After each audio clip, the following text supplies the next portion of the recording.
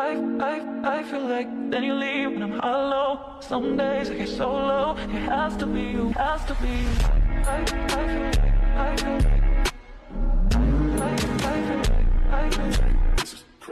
like Welcome back to another episode.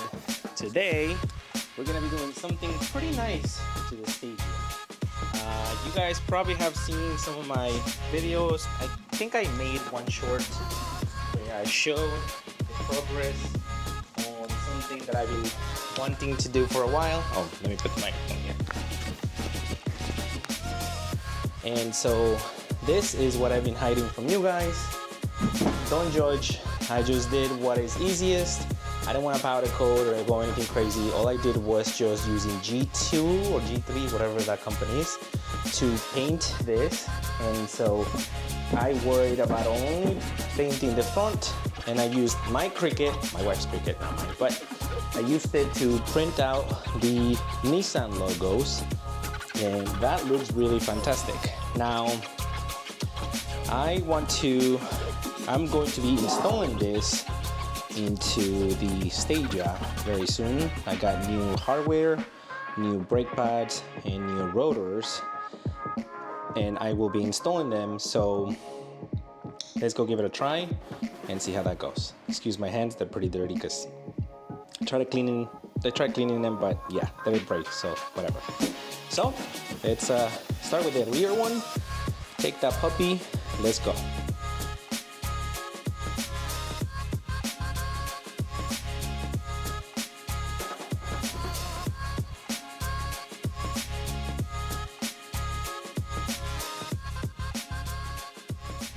Okay, so as any other brake job, we're gonna remove bolt here, bolt here. Once this piece comes off, which is the caliper itself, we're gonna set it to the side. Then we're gonna get bolt here and bolt here, and that's gonna get the secondary part of the brake out. Then we're gonna have to cut this all around because our discs will not fit if we do not. Once we do that, then we can start placing the new brake caliper or the new bracket, brake caliper, change the lines. Once we change the lines, we should be good to go. So, let's go.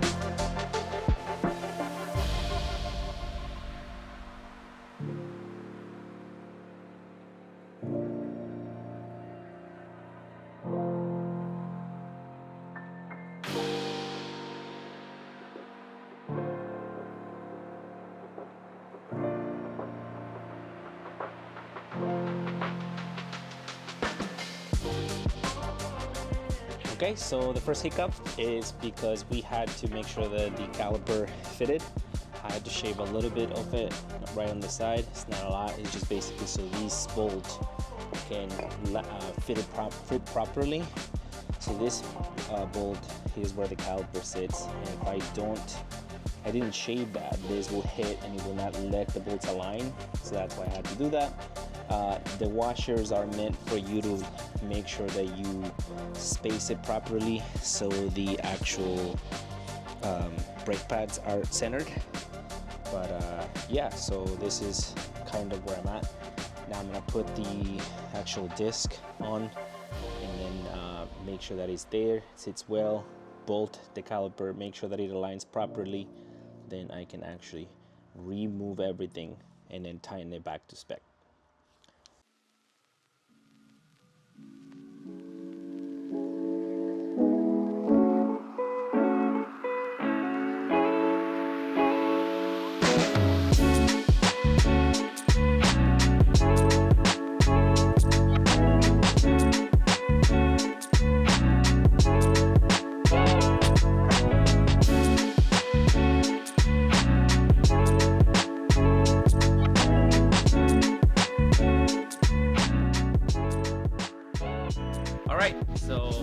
finished.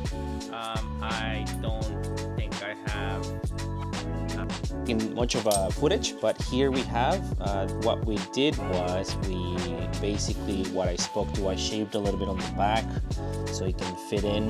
I thought it needed washers, but it needed 0 washers, and the actual disc is sitting flush. It is now fastened with the pins and the bracket for the brakes or the pads, and we are now missing, but it's a little late, so we're gonna do that later next time. I just need to plug in the brake lines, bleed it, and then we will have that side done, and then we can move on to the next wheel. But that thing looks really cool so far. It's gonna look really nice. Okay, and so it's another day, and today we're going to be tackling the other side of the car. As I showed you guys, I finished the other side on the rear. I did the front on offline, but I'm going to show you on the other front side how it's done. And so here we have again our lovely setup, which is the old calipers, the old brakes, and a lovely car that has like some sort of glue that I don't know what it was, but I had to kind of like hit it so it can unglue itself. Doesn't matter. We're gonna remove this, trim the shield. I ended up getting the scissors because I didn't got like the grinder, but so yeah, let's get going on this. Should be identical as the other side, so I'm gonna show you highlights of how that happens. I will also show you on the video how I grinded the side of the caliper, so you know. Okay, so we have here what I was telling you about, and I have gotten these little scissors here that are going to be handy. So what I'm gonna do now is I'm just gonna go through it and just cut. Okay, so as I mentioned, I would show you, this is exactly how much I had to shave for it to start fitting. Once that is shaved, then you'll be able to properly fit it, and it will just bolt right on because the other bolt is on the way. And today's another day, and we're finally finishing up the job. Today we're gonna focus on doing the last wheel, which I'm gonna show you exactly how I did it. Remember I told you I bought the scissors, so the scissors that I bought are this metal sheet cutting scissors. Got it in my Amazon for like, I don't know, it must have been like $18 for 3 of them. And I mean, I wasn't expecting much of them, but they work pretty well. So as you can see here, I can just cut. I mean, I don't know if I have enough force now that I'm a little tired for one hand, but if you can see here, let me get a little more leverage. It does cut as soon as you press it. Oh man, I didn't even record that on video. Let me see. As you can see here, it cuts like butter. So these are the pieces that come off, and I have trimmed around the whole shield so that this can fit properly and we can install it. Now the next step is going to be, as I mentioned, the bracket. Once the bracket is fastened, I can put the caliper, test it, make sure it fits fine. For the front one, it takes about 4 washers on my end. Now the washers in between, not in between the bracket and the caliper, but rather the actual OEM piece to the caliper is what takes the spacing to align the caliper for the brake pads to enter properly. It's very important. Make sure you do always measure. You are supposed to put fingers in each side, and the disc is supposed to spin freely, and it's not supposed to get blocked by the caliper. That's very important. I will show it to you when I get there. Okay, so now we have finished installing the bracket. This is exactly what I did on the other side, but I still have to test fit, make sure it works. But so what I'm talking about is, okay, so I have put the 4 washers here and 4 washers on the other side of the bracket here, so it can have a gap. So this is spaced properly, so when I put the disc and the caliper, it all lines up. So let me put that together and show you guys what I mean. So I was wrong. I guess it was 5, but here is what it looks like now. As you can see, I ended up putting 5 washers and not 4, and that's why it aligns now. As you can see, now that's why now the rotor spins freely, and there's space for pads on both sides. This is the reason why it's important to have this right spacing here, so the pads are okay on this side. So now all it's need to be left to do is changing the lines and bleeding them. Now I want to show you guys something that my brother told me that may be helpful for you, just to get the most of the air out while you're doing this. But let me first show you my way.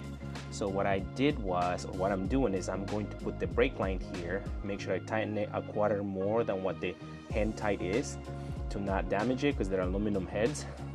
And then we're gonna leave the line hanging somewhere here, so by the time I remove this line, I'm able to just take it off, put the new one in, bolt it right on, and there's the minimal amount of fluid wasted. Now let me show you how I bolt it here, and let's see how that goes.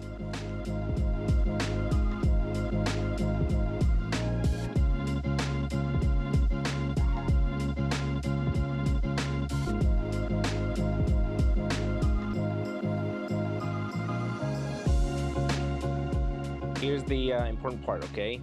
When you're trying to bleed your brakes, or the way that I'm doing it is, if you loosen that up, then you just swap to the line that we already installed to the caliper, then you will have the minimal amount. But make sure you always have liquid on the reservoir, because if you go dry, you're gonna end up with more problems that you want. So always make sure there's enough liquid or fluid, and continue to do so. You shouldn't drip a lot, but that's just the process of it. And just like that, we're finished. We have finally connected the line, and as you can see, this is just wet, but it's because I put some brake cleaner, and I will be cleaning up right now. This, for instance, like this, I will be making sure that everything is dry. But that is basically making sure that it won't bleed. I tightened this one the right spec. I put everything together. As you can see, the caliper has its hardware and the pads, and it's still spinning freely, which is a good sign. Now the last thing to do is to show you guys the trick that my brother taught me that I didn't know. And probably if you're advanced, you would think this is stupid. I thought it was very genuinely helpful, because this is my first time doing a brake job, and I've been doing a lot of research, and I wanted to break that fear since the years I was not able to, and a friend of mine did it for me. But this time around, I wanted to do it and get my feet wet. So the thing that we're gonna do is, we're going to be opening up. Sorry, let me fix this. I got this camera. We're going to be loosening up the bleeders, and when you loosen it up, we're going to let it flow automatically. We're gonna start with the back one. We're gonna half moon open it, and I will show you guys how in here it's going to start showing you bubbles at some point. So let's wait here. Make sure your drainage bucket is right underneath, but in here it's going to be getting bubbles soon. So as you can see here, the big bubbles are coming out, like big bubbles, and that is because the system is finally flowing through everything and then coming to the pistons. And now you can see big bubbles coming here. At some point it will stop showing bubbles and it's gonna start dripping. That's where you stop. Now this doesn't mean that it's bled. No. This is just the step to get most of the big bubbles out. Make that clear, okay? And then once you're done, all you have to do is just close it. Let me find my 10 wrench. Where did I leave it? Right here. All you do is just close it. And once you close it, you remove the hose carefully. Now don't close it too hard, because we're still gonna bleed it, but like, you remove it carefully and you let the liquid drip. And now you're gonna do that for the front and for the back of piston and for the front piston as well.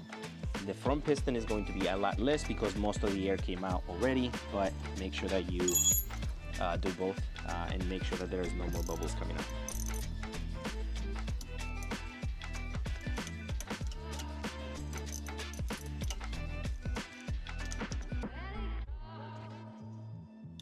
Again, half moon, and we're gonna put the hose back in it, and we're going to wait for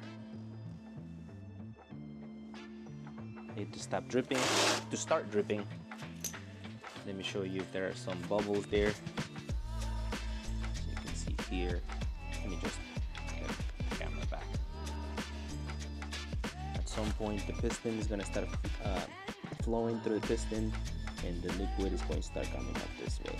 It takes a little bit, 30 seconds to a minute. I measured on the other ones, but should be a good wait.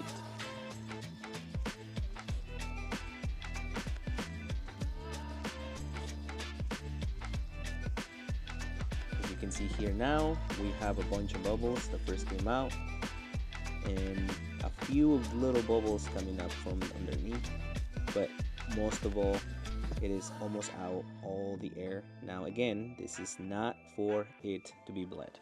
Okay, so we have finished the project. I just have to button up some stuff, throw away some old stuff that I have here, like the rotors and pads.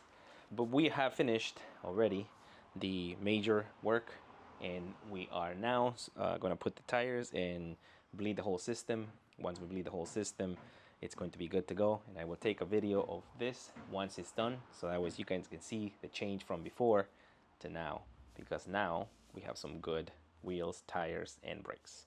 If you guys like this content, don't forget to like, subscribe, and comment, and I'll catch you guys in the next one. So stay tuned for this little sequence of videos.